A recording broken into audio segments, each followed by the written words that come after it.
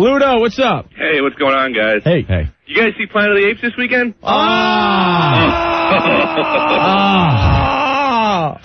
Anthony. Yeah. Tell him how I was ranting and raving in that back office.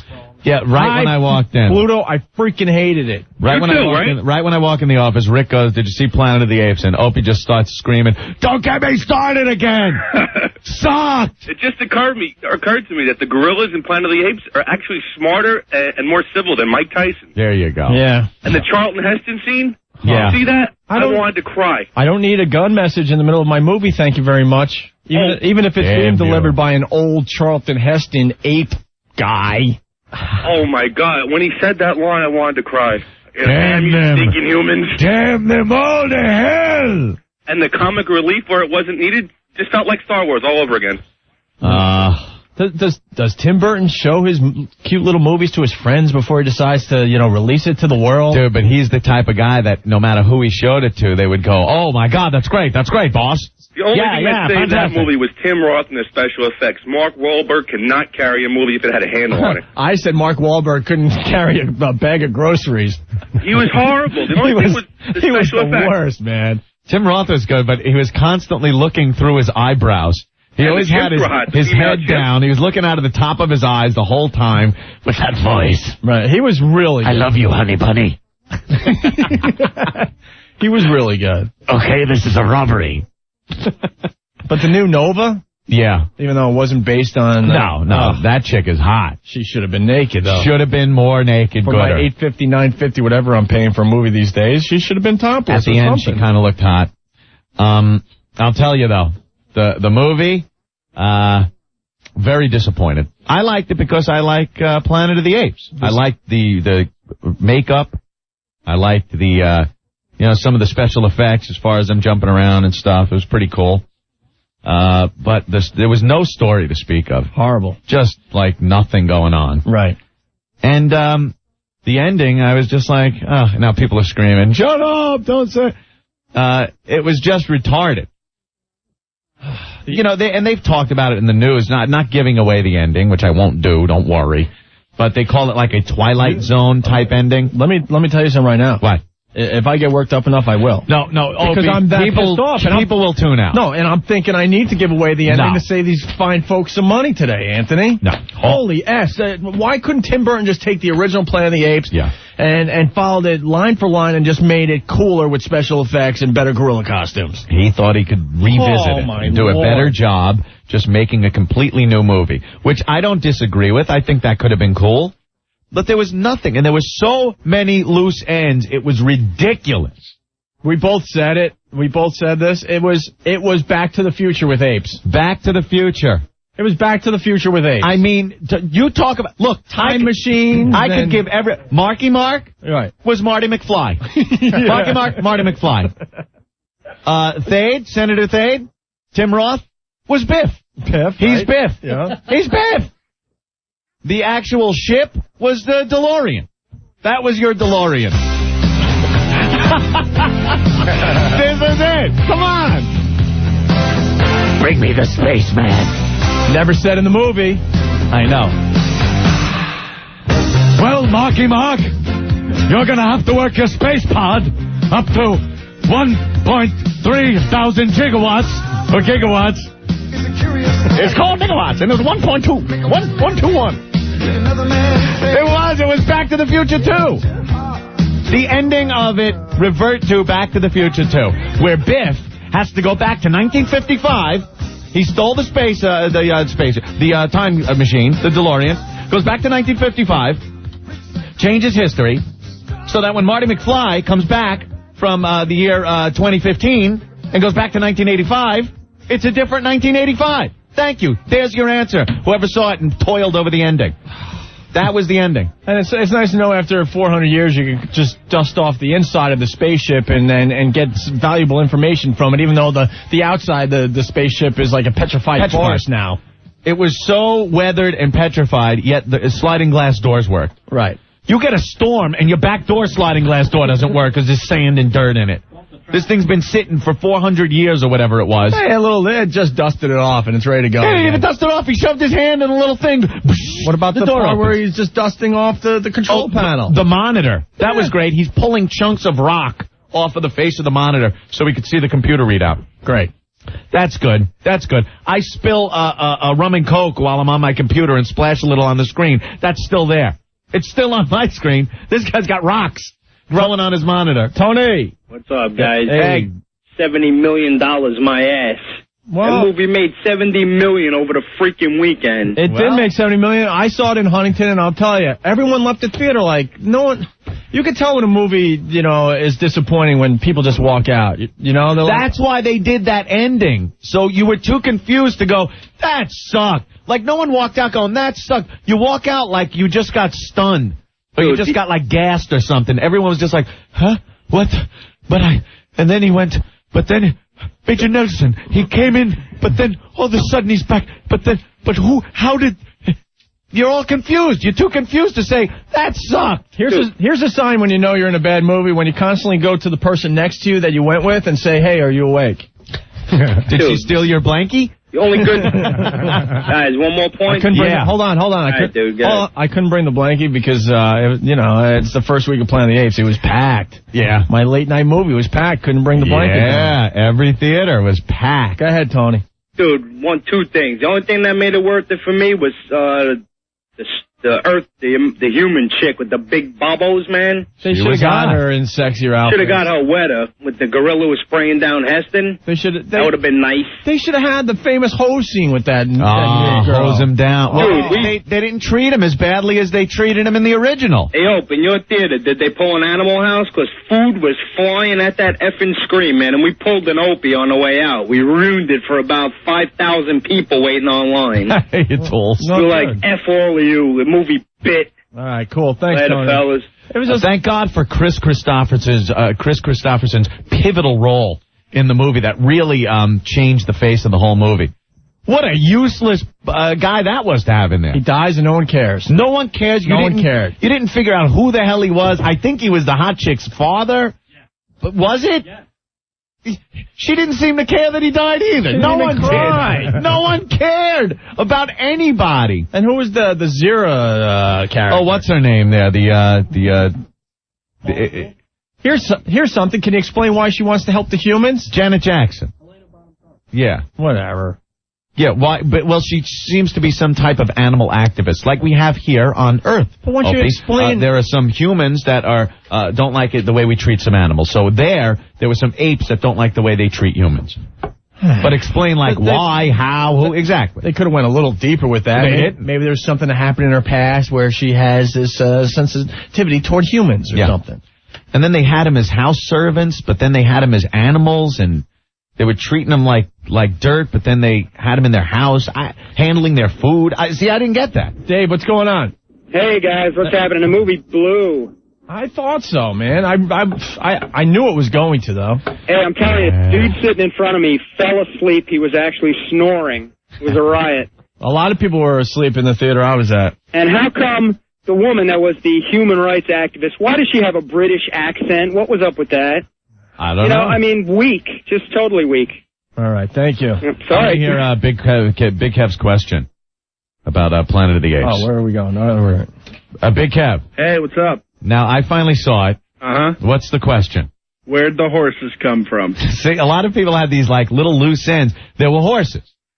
Now, supposedly, the apes got there because of what happened in the movie, this big spaceship crash thing. There were no horses on the ship. And they said the planet was abandoned. Right. Nothing there except what the spaceship brought. And all of a sudden, there's horses. Ridiculous. Hey, you already covered my favorite part of the movie, which was when Chris Christopherson met a timely demise. Timely. That's a very timely. It couldn't have happened quicker. I know. Kev, that's your only question? Where do the horses come from? No, that's the only one I'm going to How about the chick getting over her fear of water within seconds, and the rest of the monkeys and apes can't figure that one out? No, that's the only question I want to ask, because I don't even give a crap enough to ask you the other question. All right, thanks, Big Kev. Yeah, Later. Now, Helena Bonham Carter, she's an ape, and they have this huge fear of water. They cannot even go near the water. So the humans use it to their advantage and, ride horses and swim across this river, and the apes don't follow him, Opie. How about that? Meanwhile, Helena Bonham Carter is on Dirk Diggler's back as they're swimming across the river. Now, she's petrified, but she did cross the lake and found that she was no worse for wear. Right. You think these big, badass gorillas and apes can't suck it up and muster up the courage to cross the water on horseback or on a boat or something? Another observation about the movie. Who's the guy from the Green Mile? What's his name again? One of the main characters? The big guy from the Green Mile. Anthony Michael Clark. Duncan. Michael Clark Duncan. Anthony Michael Hall Duncan Clark. Anyone else notice that all his lines were spoken through like a Halloween mask? Yes. He sounded like Marv Albert. Yes. It sounded like he was talking through a Halloween mask. Tim, it's not working. Hello. Yeah. Dub his lines or something. This is what you're hearing as he's going after the spaceman. What? What? He had a little Darth Vulgar to his voice, too.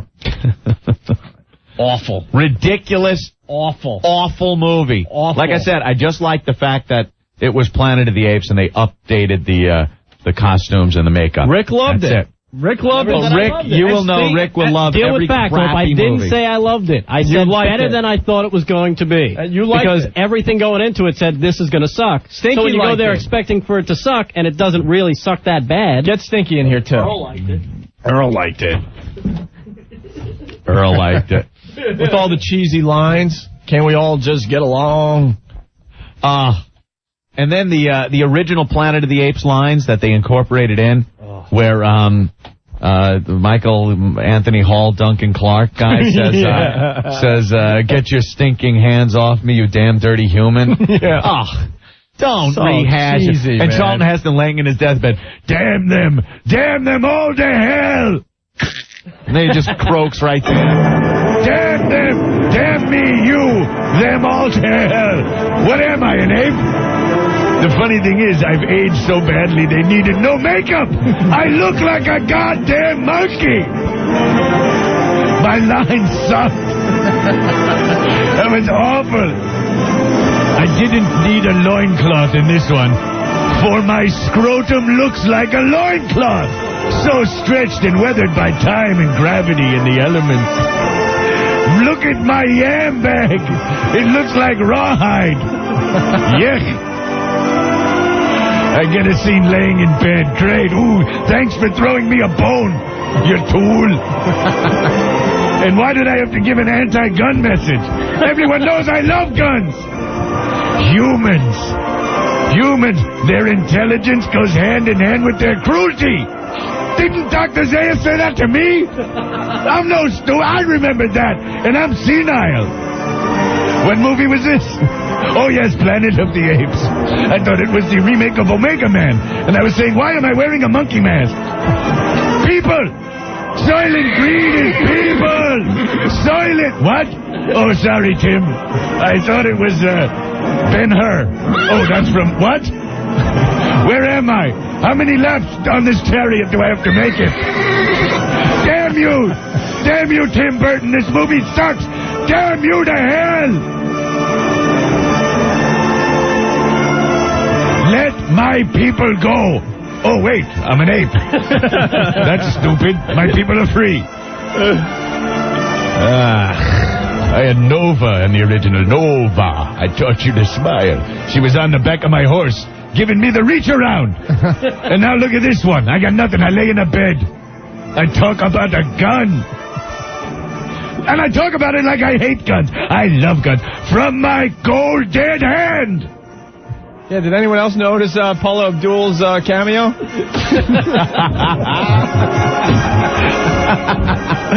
With that, what was that big... The big orangutan guy. Yeah. Whatever he was. Paula Abdul. Paula Abdul swinging from the chandelier topless with a furry can. Funniest scene, man, when she's getting ready for sex. That was Tim Burton's squeeze there, Lisa Marie. Eddie Trunk, what's up?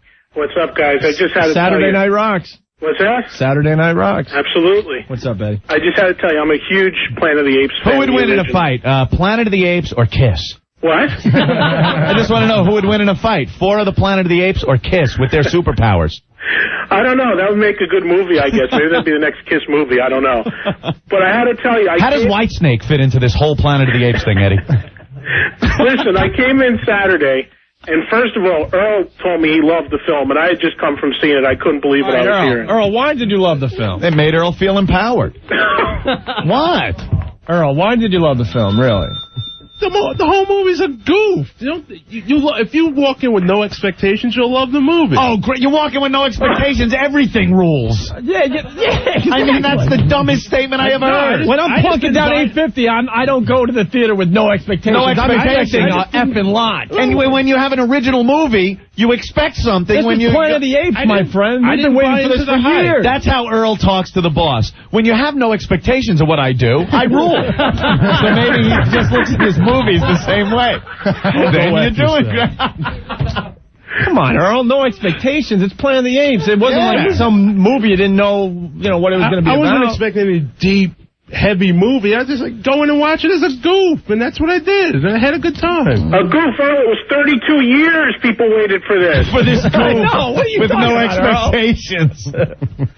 What I was calling to tell you guys, though, is like last night I was watching that Ebert and Roper at the movies. Yeah. And Richard Roper actually said that this film was better than the original. Holy how much money did he get paid to say that? I have no idea. The makeup, the other thing that was amazing I wanted to tell you real quick was that Entertainment Weekly had a great point. They were talking about the chick that played the Nova character, and they were saying that it's the first time that 32 years has passed and the character was actually wearing more clothing than the one in the original 32 years ago. Yeah. They should have had her in less clothes. I think she has a birth defect or something. No, I've seen her in less clothes on the websites. She is hot. And she was actually, the original girl, Linda Harrison, was actually in this film for 2 seconds if you saw her. She was? Yeah, she was in one of the cages being carted away, and they had a quick shot of like a cameo of her as they were moving away in the car. Gravity's a bitch.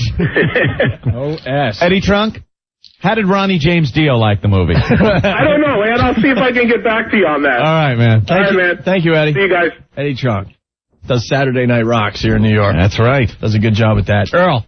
Why did you like the movie? Seriously. There you go. No expectations. What else? Because it was free. That too. Oh, he went to the free screening?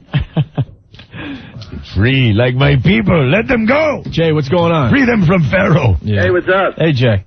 Well, I knew it was bad when you leaned over to me 8 times during the movie to say, dude, are you awake? Oh, this is Jay. Oh, Jay. What's up, Jay? Jay.